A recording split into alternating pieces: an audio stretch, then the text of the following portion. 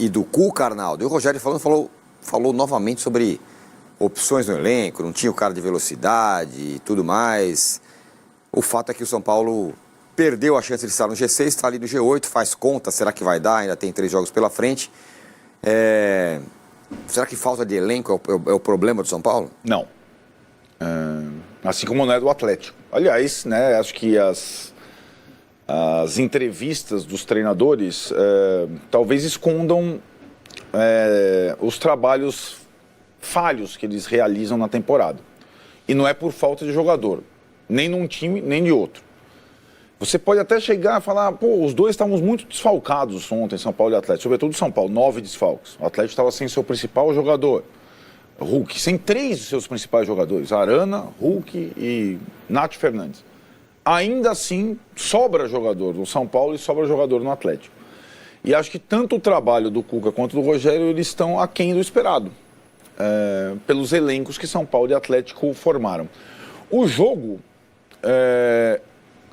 como normalmente é um jogo que envolve São Paulo e Atlético com esses jogadores, com esses treinadores, como é normalmente um jogo de São Paulo e Atlético nesse campeonato, nessa temporada, para quem não está envolvido, é um jogo divertido. Tem chance de gol para todo mundo, tem bons jogadores, tem lances técnicos, tem muita falha em sistema defensivo. Então, é uma gincana o jogo entre São Paulo e Atlético, como normalmente é um jogo do Galo no Brasileiro, e como muito gincana, é um jogo do São Paulo, uma gincana. Gincana é ótimo, né? Então você fica ali cega, nada é definitivo, nenhum placar é definitivo, né?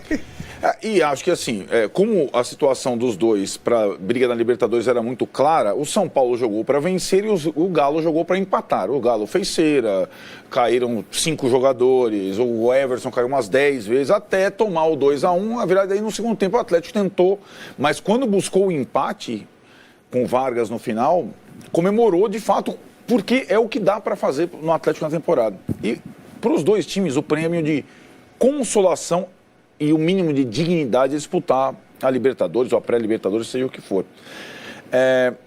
Em relação ao São Paulo, o comportamento é muito típico, né? Não é o que a gente vem falando aqui de forma repetida. O São Paulo não é um time confiável. O São Paulo é um time que joga sempre para vencer, construir, consegue normalmente nessa temporada, nesse campeonato, o mais difícil, que é sair na frente ou virar marcadores, como aconteceu, e não consegue segurar o resultado, não consegue defender o resultado. Acho que talvez eu tenha me perdido nas palavras. Não é que e aí o torcedor fica, mas ontem o Rogério botou mais um zagueiro e um volante para se defender. O Rogério falou isso, inclusive, na coletiva. Falou assim, eu estava tentando defender o 2-1. Exato, mas vamos combinar que rapidamente, é a grita de muita gente quando o Rogério não faz mudança, joga com volante só, cadê, põe mais volante. Mas aí que eu vou chegar. O saber defender o resultado não é necessariamente você colocar um zagueiro e um volante, depende do adversário e da circunstância, né? Então, assim, o Galo jogava sem um centroavante típico, né? O Vargas não é exatamente um centroavante típico. O São Paulo já tinha uma linha de 3 zagueiros que estavam jogando muito bem. Aliás, o Ferrarese, que a gente sempre fala aqui, esse cara é bom. A assinatura do Ceni antes do jogo, e a gente não consegue adivinhar a escalação, foi o Reinaldo de ala direita, lá Scarpa.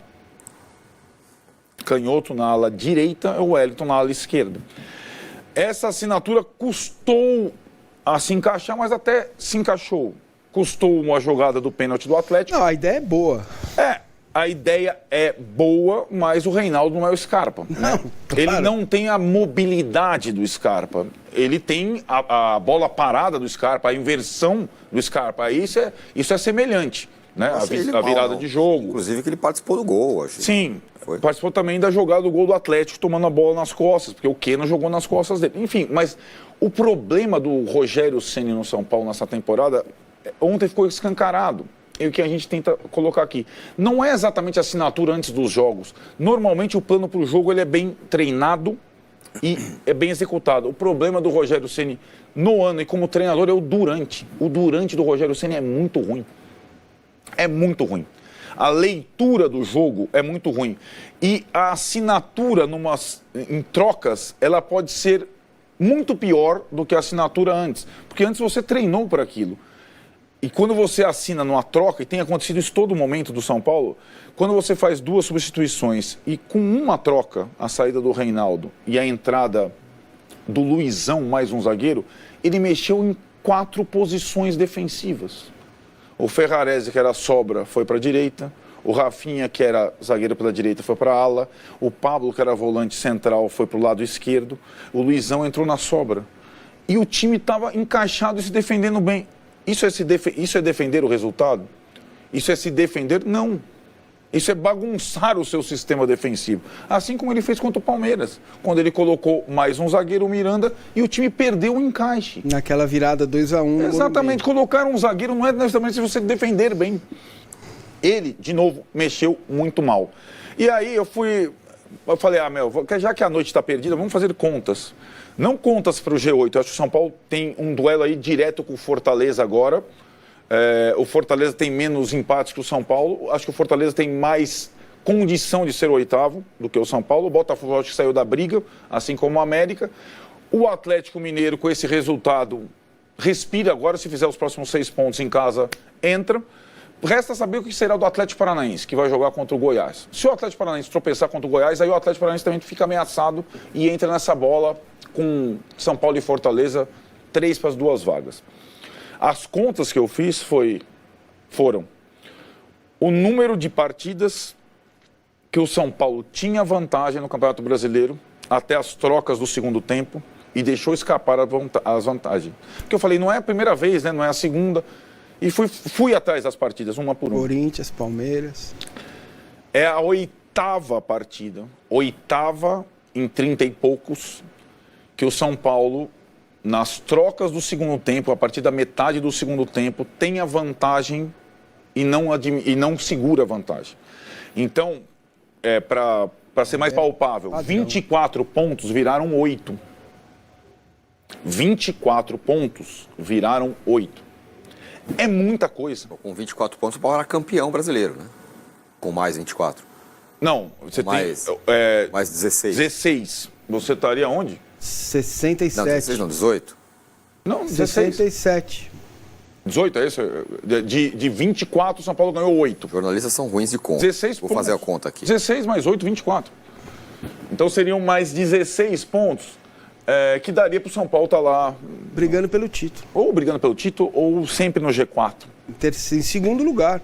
E aí, né, Tironi, não, 67 pontos e o Palmeiras teria 71. Ah, porque tem um confronto com o Palmeiras que aconteceu exatamente isso. Aconteceu exatamente luta de boxe. Então, como é o comportamento recorrente, ele vale ser analisado. E é sempre depois das trocas. Se repete. É sempre depois das trocas. Então, tem um erro aí, né, de leitura do Durante. E aí não importa qual jogador e qual posição você coloca. O erro é da leitura do jogo, durante o jogo. Isso ele deveria ser confrontado, mas isso não é perguntado. Isso, como a gente fala, a minha visão é muito clara sobre o trabalho do Rogério esse ano. Ele é falho, ele merece ser continuado se 2 opções para mim. Se o São Paulo conseguir essa 8ª vaga, essa é a primeira condição, que é o mínimo pelo investimento feito. Se, mesmo com a 8ª vaga, no conselho de classe, essas coisas serem discutidas com ele. Porque um técnico que subaproveita o elenco e, durante as partidas, não consegue intervir para a coisa que, em tese, no futebol é a mais simples, você manter a sua vantagem, ele não pode ficar para a próxima temporada. Mesmo que ele seja o maior ídolo do clube em todos os tempos. Isso tem que ser discutido. Porque o que ele faz, durante, nós sabemos, não é nosso G4, nós 3 conversando aqui. Ele pega o auxiliar francês dele, senta lá do lado, fica com uma prancheta discutindo. Com todo respeito, Charles Zambert não pode saber mais, não sabe mais que o Muricy Ramalho, que outros caras que vivem o São Paulo e que Muricy Ramalho, por exemplo, era um mestre em defender vantagens. Foi assim que ele construiu a carreira dele no São Paulo. 1-0, acabava o jogo. E foi assim que o São Paulo foi tricampeão brasileiro. Então, é uma questão muito latente que não foi apenas a história de São Paulo 2, Atlético 2. É a história do trabalho do Rogério Ceni no São Paulo nessa temporada. Com um agravante. Nas 2 partidas decisivas que ele disputou, valendo o título, a leitura antes do jogo, que normalmente foi boa, funcionou, foi muito ruim. Então o time que foi escalado para pegar o Palmeiras no Allianz e o time que jogou com o Del Valle em Córdoba foi escalado de uma forma bizarra nas 2 ocasiões. Então você juntando esse diagnóstico raio-x do brasileiro e essas 2 partidas finais, você vai chegar à conclusão que o problema não é o elenco, o Rogério Ceni, é quem comanda o elenco. Claro que você tem todas as outras questões, as lesões, o pagamento atrasado. Ninguém trabalhou bem no São Paulo, fora a torcida do São Paulo, né? Então tá aí, né, galera? Então, o Arnaldo foi muito bem aí, né? O Rogério tá errando muito, cara, errando muito durante o jogo, né? E eu sou a favor do Rogério Ceni ficar para a próxima temporada. Por quê? Porque não tem ninguém melhor. O São Paulo vai buscar Galhardo no River, que vai sair, não tem dinheiro para isso. Então a chance de ter um cara pior é maior ainda. Mas eu acho que isso a diretoria tem que conversar, tem que ter uma conversa franca com ele. Porque ele tá errando muito, velho. O elenco do São Paulo não é elenco assim, para chegar, tá com 51 pontos. Né? O Arnaldo mostrou aí, podia estar em segundo, terceiro. E ontem errou de novo na substituição. Aliás, Reinaldo de lateral direito, pelo amor de Deus, velho. Que invenção, né? Mas, domingo agora, sábado pega o Fluminense, um jogo duríssimo. A tendência, com todo respeito, mas eu como São Paulino, eu acho que vai ser difícil ele ganhar esse jogo. Né? É jogo para somar ponto, tentar um empate. Para quarta que vem jogar contra o Internacional no Morumbi. Aí sim brigar pela vaga. Acho que é isso. Se inscreve no canal, deixa o likezão. Comenta a opinião de vocês aí sobre o jogo de ontem aí. E se o Rogério Ceni fica ou não na sua opinião. Valeu? É nóis. Vamos, São Paulo!